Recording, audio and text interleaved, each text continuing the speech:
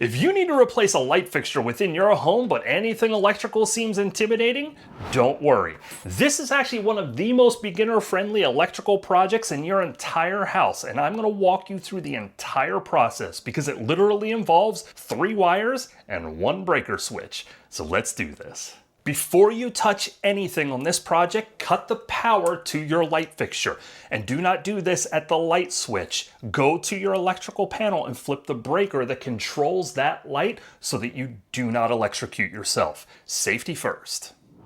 With the power off, you'll want to start to disassemble your light fixture, and that's going to vary based on the fixture you have. I have 3 little nuts that I need to remove and then pull down, and then I can get to things. But you'll also want to have a voltage tester on hand. Use this to test all of your wires before you touch anything with your hands, just to make sure, again, that you have no power running through your wires.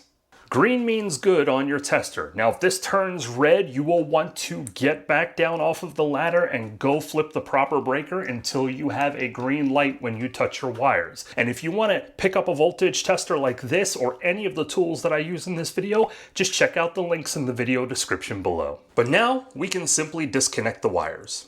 To get the wires disconnected, simply untwist the wire nuts until the wires are exposed, and then if they're twisted around each other, just work them around the wires until you can get them disconnected, until you have your 3 wires hanging out of the ceiling like this. Your light fixture probably comes with a wire nut that looks something like this, or maybe it looks something like this. You can certainly use those wire nuts to connect. If you're going to do so, just make sure that you pre-twist your wires together and then screw that wire nut on until it's nice and firmly tight with your hand. However, for this job, I'm actually going to use one of my favorites, and for beginners, this is a little bit of an easier solution for you as well. It's called a lever connector. The lever connector has a lever built into it. So in order to make your connections, you simply lift the levers, and then you can take your wire and stick it in to get it connected. Then you would take your other black wire from the fixture or the ceiling and put it in here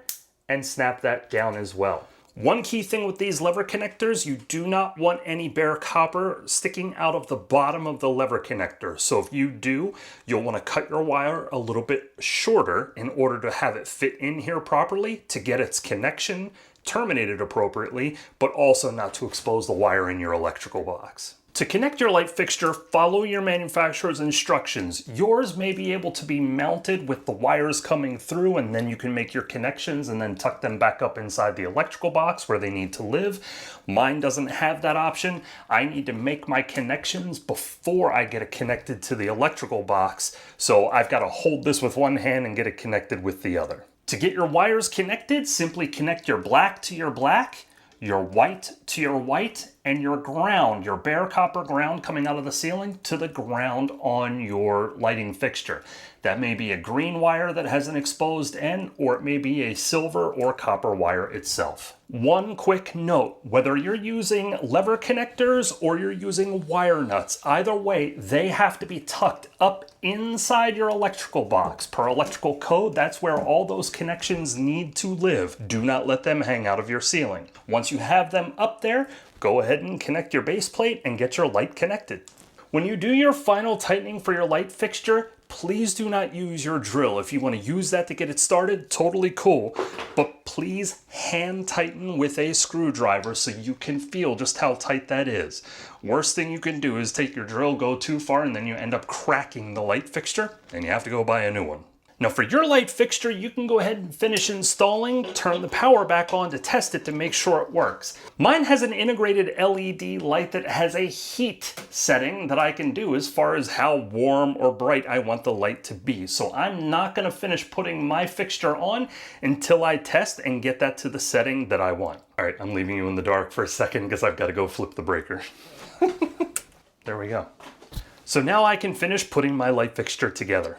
Like I said, all my tools, including my ladder, which makes this job significantly easier, will be linked in the description below.